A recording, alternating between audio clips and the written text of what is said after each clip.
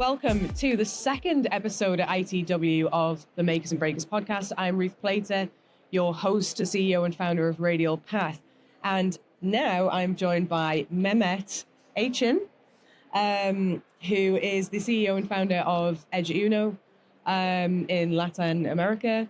We are going to talk today about what it means to break stuff in the digital infrastructure industry and get all the insights from Mehmet. Mehmet has been, a tech thought leader, member of the Council, Forbes Technology Council, worked at big companies like Microsoft, Yahoo, ICANN. You've done some pretty impressive stuff. You've got a bunch of patents in your name as well, right? Advisor for various companies as well, and also being your own entrepreneur. So, very influential in the industry. You've got kind of lots of insights into the challenges around quantum computing and AI. So lots to talk about. So I'm really excited to jump in with you. So kickoff question. When I asked you to do the podcast, you went, great, I love the title, I'm a breaker. So I just want to throw that in and go, great, tell me what you like to break and what... Everything. What are the things In Latin America, if you want to do business and if you want to do it fast, you have to break everything. The cliches, not the laws, the rules. We, of course, respect those, but the mindset. You need to first start breaking with your own employees' mindset. No, we don't deliver this service in 30 days. We deliver in 24 hours. Why? Because that's what the type of customers we deal expect. But breaking is, I mean it in a positive way. Breaking things to improve. It's like breaking the ice, not like breaking a cable and creating, issues. I think Latin America is a market that needed this. It's like you can work there. So when I was 18 years old, I moved to Latin America and lived there like pretty much rest of my life, except when I was in Seattle and Bay Area. You can't move in Latin America at the regular pace. Think about it. If you're at regular pace and if you're not trying to break and if you're not trying to innovate, if you're not trying to change things, you're just not going to be able to succeed. And that's what I mean with breaker. You need to think differently. You need to think outside of box. I don't want to think like an American and think like, a European. That's not what I mean. But think like pure, like your customer's needs perspective, not what you need. In Latin America, we always say we work to live. But mixing a little bit of that with live to work and work to live and creating a fair balance where you move things forward. And that's what I mean, like breaking. Amazing. So what have you found particularly sort of challenging rebuilding stuff or building stuff in Latin America? So what have been the biggest obstacles for you in that? Language is a big problem. I believe, you can go today anywhere in Europe, any business, data centers, especially technology business, you can easily speak English. People kind of understand more or less what it takes, more established business. Latin America is not like that. You could go to any multinational company in Latin America, Equinix today, go to a data center, good luck finding somebody that speaks English. I mean, I name it Equinix, but, this is the same thing with Kio and everybody. And it's a challenge. It's multilingual, multicultural. Just because you speak Spanish doesn't mean that the laws are same in Peru, Colombia, Ecuador, Chile, Mexico. All of them has different rules, different laws. So understanding that and learning it, and as soon as you learn it, is a new election, boom, all the laws change, and learning again, that's the biggest challenge. But overall, having this fraction is a problem. In Europe, for example, doing business is relatively easy because you have European Union. The laws are kind of, even if it is not the same, it's very much similar. United States is United States, and then Europe, you have compartmentalized countries. But Latin America is a different beast. Yeah. And like I said, we live in Latin America not to work. We work to live, and that's the mindset. Yeah, it's really cool. And I think one of the things that I was reading about you as well is that the culture that you want to create with your team as well. So how are you, and being direct, right? So cultivating that, telling people, what they don't want to hear, but for their own good and things like that, right? How do you kind of balance the challenges that you've got with a business like EdgeUno? Because there must be technological challenges and obstacles as well in that market, right? Of course. With then building this sort of vision that you have for the team and that sort of culture that you've got for the team? Because the people are really important for you as well, right? I mean, that was kind of the vibe I got when I was looking into what you do. Absolutely. Yeah. People are important, customers are more important. And what we live by in EdgeUno is 5 values that we have. But before getting to EdgeUno, I want to look my past, my recent past. I was at Microsoft, one of the most phenomenal companies I worked with, but is a different grind, different pace, different attitude.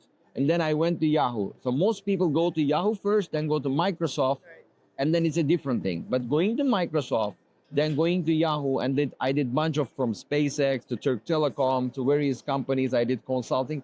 I learned one thing: culture isn't something that should be based on where the company is based.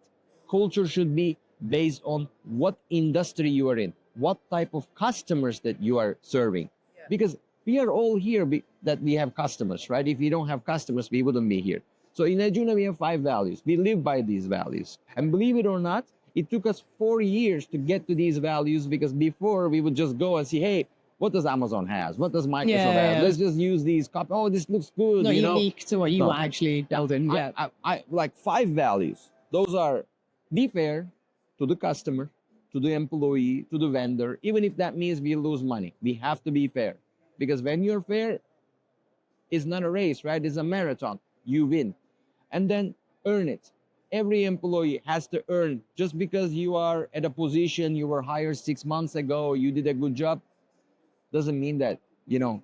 And people appreciate when you explain them, hey, you did a good job 6 months ago, but now you have to repeat it. Own it. If I delegate something to you, I'm not going to micromanage you. You're successful, you own it. You're failed, you have to own it as well. Be part of solution. It's very good to see in my team. This is like one of the thing. Everybody is really trying to be part of the solution. Sometimes too much. Sometimes they just want to solve the problem, and then there's a mess behind. But the best part, the last one, is keep it simple. And this is the most challenging thing in Latin American. Sometimes if you speak with a Latin American in Spanish, to say hello, how are you, or explain you something basic, there's a lot of words that people speak, and it's a long conversation. It's just part of the life that people are used to. And changing this mindset and keeping this simple is hard, but we live by it. And this is how I can motivate my team to believe this, and explaining them what we do, simplifying my employees. Hey, look, you're changing every day millions of lives. EdgeUno is the largest IP transit network, IP network. Yeah, so you put that on LinkedIn recently. Yeah, it's amazing. It's the largest Latin American IP network in the world. Like, I tell my HR team when they source candidates, like, you are hiring somebody in a team like Real Madrid or Barcelona, the A players. You can't bring here somebody that is not an A team player. And they understand, and they do their best to, support us. Yeah. That's great. So in terms of... you should ask me, by the way, how I come up with the EdgeUno. Oh, yeah, Why please. did I do? Yeah, tell me. I have a funny answer for this. That's why this will be like the most watched area. I applied every company to work for, nobody hired me. This is the pure truth here. And why was that, Mehmet? What's not? Were you too direct? No. That's one of the reasons. But actually, the real reason, I spent about 6 months in Latin America because of my eyes. I lost my vision on my left and right eye. This is a real story, by the way. So actually, it was a trap question from my end. But I lost my vision on left eye 60%, right eye 65%. I have something called keratoconus. So my cornea is really thin. There is no way to cure this with laser or any other surgery. The only way is that they put microneedles in your cornea. Okay. And in that microneedles, they have vitamins that allows your cornea to grow back so that I can use glasses. There was no place in the earth that could do this. The alternative treatment is cornea transplant. So, but in Colombia, there was a way, and I was one of the early ones that did this. And while I was in Colombia for 6 months back and forth, I was there for like 4.5 months straight. I discovered all the content, all the data was outside, and metro networks were really fast. And I said, you know what? Colombia restored my vision, I'm going to give something back to Colombia. And this is how I found EdgeUno. This is real story, by the way. Yeah, that's incredible. 50% I couldn't find a job, Apple, Google, You just made this Amazon. incredible story. You just hurt your own eyes. Yeah. No, that's incredible. So you've seen that they had metro networks that were really good. Yes. I didn't know that either. I didn't Yes. know they had really strong metro networks. The content was just in Miami. And I was like, if this was here, everything would be fast. And basically, I just bought a bunch of servers and bring the content local. Problem solved. Amazing. So in terms of the future of the network infrastructure that you are building in Latin America, because I know we've chatted a bit about this as well. So what are you looking to do next? Because we're kind of, this podcast is for product leaders, marketing leaders. And I know you're involved across the whole business with that. I know you even get involved in like customer support tickets. And I might reply your knock tickets and, your customer service tickets for sure. which is amazing. So what do you see is like the future of the infrastructure there? Like, what are you kind of building towards next? Because I know the edge piece is obviously critical. Yes. But yeah, tell me a bit about that. Latin America has great penetration of data centers now. If you ask me this question pre-COVID, I would say data centers. But I think companies like Scala, like Ascenti, Kio, Equinix, they did great investments in the market. Sirion is expanding. They're doing great investments, and data center problem more or less is resolved, right? But this doesn't resolve the fact that we have submarine cables on west side of Latin America. These cables have 3-4 years lifetime left. So what we are doing is now we are in the process of raising big capital investment. So EdgeUno is a company with no debt and no investors. And we are changing that.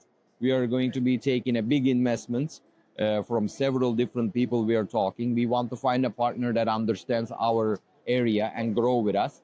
Basically, be part of consortiums that will rebuild the Latin America ecosystem. And we want to be an alternative there as a provider, similar to Sirion, similar to Telxius. And our direct goal is to be this company that can move faster than anybody else.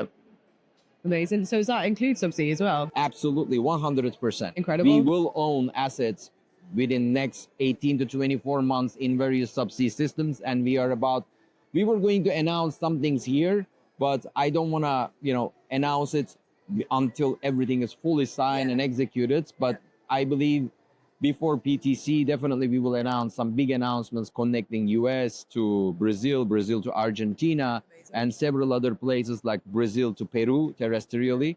And then I'm really excited about it because, EdgeUno will be able to provide not just connectivity, IP transit, but also waves to, OTTs, hyperscalers, and all that. Amazing. So in terms of the product development then, so you just mentioned waves. Right. So can you walk us through, walk me through the process that you guys go through when you kind of looking at the products that you want to offer? Because I know that you kind of constantly evolve in that. You've got quite a good portfolio there anyway, right? So how do you go through that process and also balancing that with what you want to go to market with, the marketing side of it, sort of the meeting of products and marketing? How do you balance all of that? And what's your process with that internally? That's a very good question. So recently we were talking with a lot of companies, especially from an investment side, and we understood that there was a gap in our process, which is R&D. We created that department a couple of weeks ago. Now we found a R&D director for our team who is part of our team, but he will be dedicating himself to R&D. Everything starts with R&D, right? Sometimes we look at obvious things like offering waves is obvious because it's something that we need. If we need it, we know our competitors and other companies need to offer that. But for example, we are doing a lot of things in blockchain. We make a lot of revenue using blockchain, blockchain validators, Filecoin hosting. We host a CDN that only works in Web3. And we are the only party that hosts this in Latin America right now. So of course, other part of the world there are, but in Latin America, we are the only ones. So everything starts with R&D. R&D creates a proof of concept. And once the proof of concept is successful, then we move forward. We are focusing on 3 areas. Edge. When we say edge, it's basically deploying NVIDIA CPUs in a country where the data sovereignty is local connectivity. Cloud is straightforward, right? It's like a bunch of virtual machines or applications that you run on. And connectivity is, I should bring my CTO here for a couple of minutes and have him answer, but we are developing a disruptive portal that people will be able to go and buy everything online. Just like Megaport, Packet Fabric, Econix Portal to order cross connect. So kind of like a bit of a NAS platform. Absolutely. Absolutely. And you will be able to go and say, okay, I am in Sao Paulo. I have a port in Frankfurt. We are also expanding globally because of that, because we need to get close to our customers. We are opening POPs in. Today we announced London. In 2 weeks, 3 weeks, we will be announcing Hong Kong, Singapore, Tokyo. So I guess we announced that today too. So never mind. But the idea here is that you'll be able to get a port in Hong Kong. You'll be able to get a port in Sao Paulo. Let's say you want a point to point. It will be instant provisioning. You know, everything online, no human interaction, as long as you have the cross connect. If you don't have the cross connect, the first time you need to initiate and get that physical work done. But, but once you got that in, you can kind of click and buy stuff. Great. And we are looking in every front. You know, we look for like SAP basis, hosting, and we understood that was like so complex because it's more enterprisey and it requires much more support. So we decided that that wasn't the best for us. Instead of doing it directly to support customers, we said, okay, we will pull back on this. And then we said we will do it through channels. We are trying everything that allows us to leverage our connectivity and data center assets, because that's our strength. We have good connectivity, low latency connectivity to eyeballs, and we have fantastic network, you know. So how can we monetize this? Biggest network now, right? Biggest IP network in Latin America. Latin America? No. So I want to be very clear on this, because I studied a couple of hours the best message. We are not the biggest IP network in Latin America, because we need to respect Cogent is there, you know, Level 3 is there, Telxius is there. They are big global network with billions of dollars behind the investors, you know. We are the largest Latin American network in the world. I've got you. What does that mean? Globally, we are the right? Latin America, yes, globally. We are a Latin American network. When you look at bgp.he.net or BGP Info, every company has a flag associated. Until 2-3 weeks ago, the largest network was GlobeNet, now Vital. And the second largest was Algar from Brazil. And now EdgeUno came past all those, because we are a Latin American, Colombian flag actually we carry. With our AS number 7195, we are now the largest Latin American IP network in the world. Yeah, that's amazing. 5 years. I can see you're extremely happy about that. I am very happy about it. Okay. And so you should be. I am proud about it. You should be proud about it. Because this is not a company where we, you know, grabbed $100 million investment. We invested back more than $150 million in last 5 years in Latin America. Yeah, because you've got the org business, right? The charity. So, it's not for this. Like, we didn't invest $150 million back in the org business. That is a separate thing. But what we did is every single dollar we made last 5 years, every single penny, we invested back in the business. We didn't take money and say, okay, let me buy myself a yacht or a private jet. You know, I don't even think about it. I'm like, okay, what's the next router I can get? What's the next NVIDIA chip I can bring and offer my customers? And with this, I think that's incredible, because a lot of startups, a lot of business owners, you know, egos get out of hand and they're buying their, you know, Porsche Taycans and things like that. And it does take that longer term what's wrong vision. With Porsche Taycan? There's nothing wrong with it. I just want one. That's all. But I wouldn't do happy with my Tesla. I wouldn't do it in year one of business, right? So I think that's an amazing attitude to have, because not every business owner has that. And it is seeing that longer term vision, you know, taking what you've got and kind of building on it, you know. Also training for the bigger, team, longer term, you know, payoff as well. Latin America is not a place where you can easily find IP business, network business oriented people. You know, I could easily find this in India. Half the price, maybe quarter the price. In Europe, they have incredible talent. In Czech Republic, Romania, Ukraine, incredible talent. Sometimes I interview, I'm like, oh my God, how can you be so smart? Like 2 years ahead of. So now I'm like, okay, I need to bring my people forward. And we invested back. What I mean is we made about $150 million in the last 5 years in total revenue, and we put every penny back into our people. EdgeUno has 3 employees that is not Latin American of 156. One person based in China. We couldn't find somebody from Latin America that's based in China, unfortunately.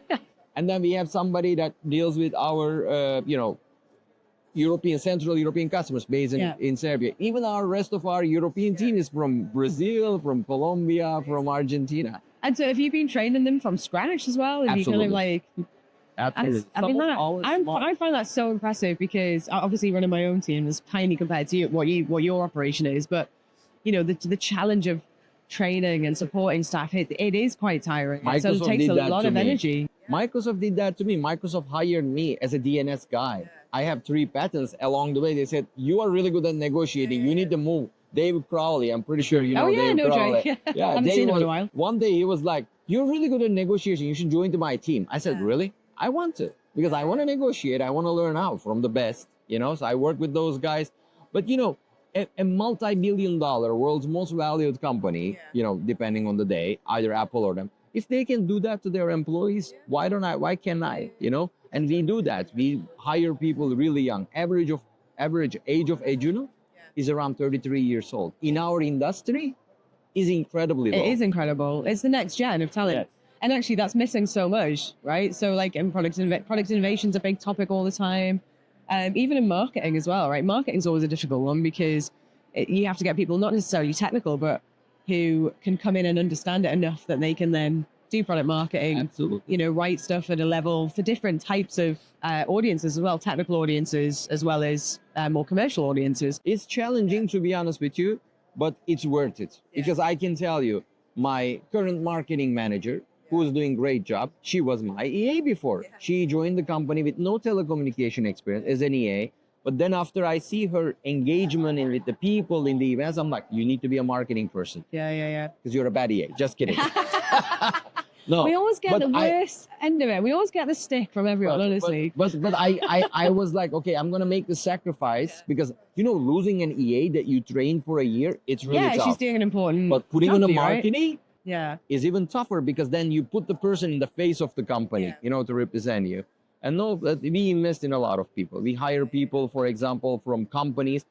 One of my hiring criteria, if anything, I want people to remember from this podcast is hire the people that are passionate. You can teach people if they have the passion. Yeah. But if they don't have the passion. The right sort of fit for your values as well, I would assume. We hire and also part ways by mutually agreeing.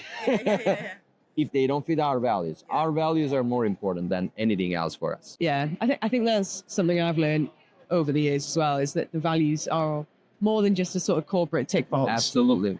Which I think I've definitely been guilty in the past of thinking, you need to do values and all of that. But I think it is crucial, especially with managing people. Yes. And also developing them into whatever career path they want to go on. So fantastic. Have you ever built anything that's completely failed? I'm interested to know, because it sounds like you've done some great things, but anything that you was a good idea, but just wasn't the right time or something like that? Yeah, for example, I had this college project. I don't know if you remember Infrapedia, where it was like a platform. I remember. Yeah. It was done by me and several others. When I left the university, a colleague of mine from Microsoft that we did this together, and then she passed away, I'm pretty sure. Yeah. And then it was kind of not the right time for me to continue working on that. That was a failure for me. And then, a lot of other things I failed. It's just, when I fail, I just go to bed, to wake up in the morning, and I don't remember what I failed, Short-term memory is a good for startup, founders. Because if I just go, I got to learn from it, of course. I failed so many times. And actually, every time I fail, I just tell myself, you know what, it's fine. It's going to be okay. Let me see what I can do here and how I can find something that I will be able to restart my life again. But failure is part. Even in EdgeUno, we tried a lot of things. We tried different products. We tried this enterprise company acquisition that we did, and it didn't work out well. We had to restructure the people, great people in Ecuador. We hired amazing people, but the business wasn't the right business for us. So what did we do? We didn't fire everybody there and say okay, it's not working. No, we said, okay, these are the right type of people, right mindset people. We will invest in training them to be part of the global team and support us. And there has been a lot of failures. It's just, But that's part of growth, right? I mean, you can't do R&D. R&D is about trying stuff, say, like research and obviously everything that's available and the opportunities of that sort of. Yeah, R&D is about, trying 100 times and only finding that one thing that will pay enough of the time that you're spending on the 99 other things. And see. What do you wish you'd known at the start of your journey in digital infra? How important the values are and the structure of some of the things are. Because it took me 4 years, and during this time, I looked back and said, okay, if I had my values up front and I made it very clear, that would save. Save a lot of time. In Latin America, we have a lot of drama. You know, like Turkish dramas are really famous in Latin America and everywhere in the world. And when you mix with a Turkish CEO and business owner with Latin Americans, it can get really dramatic. And it's perfectly fine, right? But we kind of like it too. We actually enjoy it, like a gossiping and all that. You know, if I knew, you know, all these things that I've gone through, I could have prevented some things up front, you know. Some of the business decisions of, you know, investment decisions, like I mentioned, trying to do enterprise, for example, understanding it's really different game. I would have not done those. I wish I knew how complex was enterprise before. I should say that. I don't think you're the first to say that, to be fair. It's that kind of age-old problem in the industry of trying to do enterprise if you've been more wholesale or whatever. It's kind of tricky, isn't it? It's just how, like in enterprise, I realized how there is a huge gap.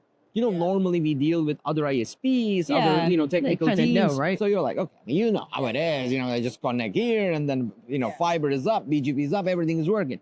But with enterprise, sometimes you get people, all they know is power on, power off, power cycle, and then everything else in between is up in the, you know, teaching, and it's very challenging. And I guess part of like the sort of NASifying of everything, the network as a service stuff, is bringing in enterprise, right? That's the whole point of it, is to make it more accessible. Yeah, and then there's a training gap. People don't know. People just come right fresh off the college. They don't know anything about, you know, the basics. Imagine yourself. Do you like to cook? Yeah. Imagine that you don't even know how to prepare, like how to, you know, caramelize onions, and I expect that you make a food that requires you to caramelize onions first. How are you going to do that without the very basics? So it's really sad, and I think this is one of the things our industry needs to focus on, bringing more training opportunities. You know, like ITW is a great place where, you know, I say this is a fun, but, you know, salespeople are selling to salespeople type of event. I always say that. I'm like... Which is always good fun, right? It is fun. But hey, where do we keep the engineers? How can we bring these engineers together? You know, we have great companies here. How can we bring them together for them to exchange ideas, train each other? There is a gap. We need to send. Me as a CEO, I send my team to Latin American versions of, you know, Nanox. But I think that these events are dying really fast, especially after. I don't go to them anymore. So I used to. If you go, as an accepted sort of marketing and salesperson, because I used to wear hoodies.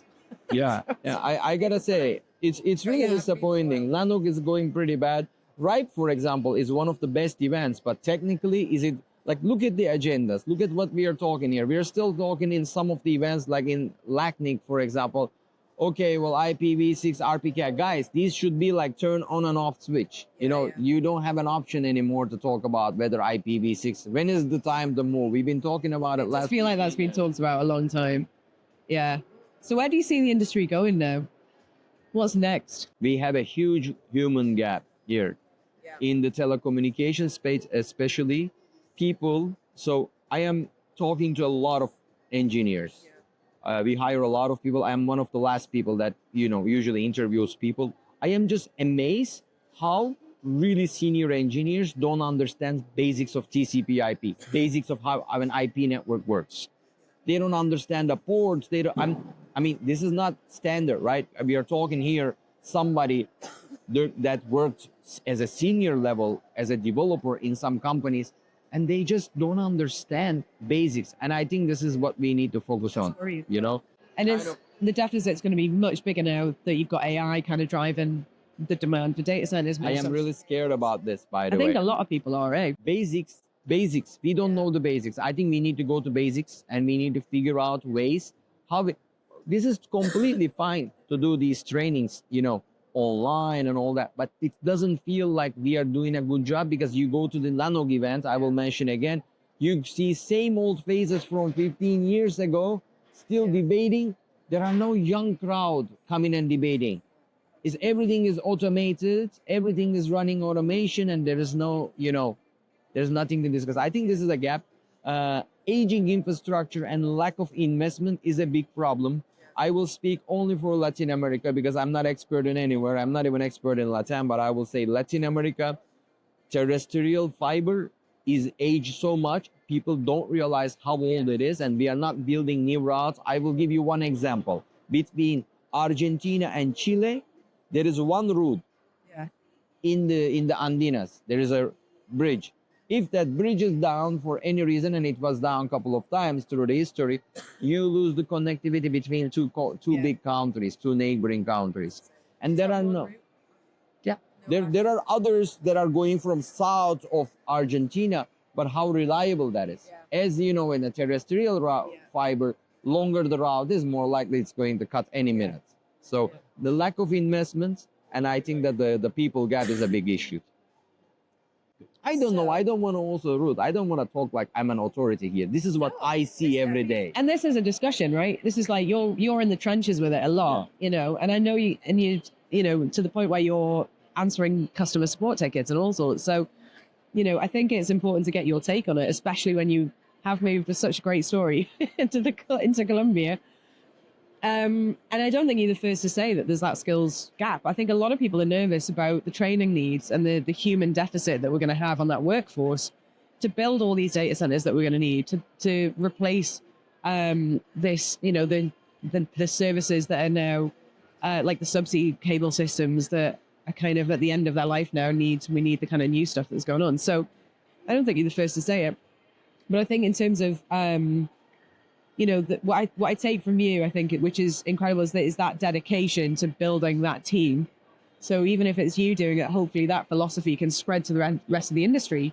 And I do feel like we're talking to other people and they're kind of starting to talk about that investment in people again. It's not just the investment in the networks and the infrastructure anymore. It's that investment in the people, which is... That's the most valuable asset. So I'm talking the investors. EdgeUno is an asset-light company, even though we have, you know, I can disclose here for the first time ever, we could make close to $50 million annual revenue. Yeah. And people ask us, okay, what assets you have? Yeah. I have the people.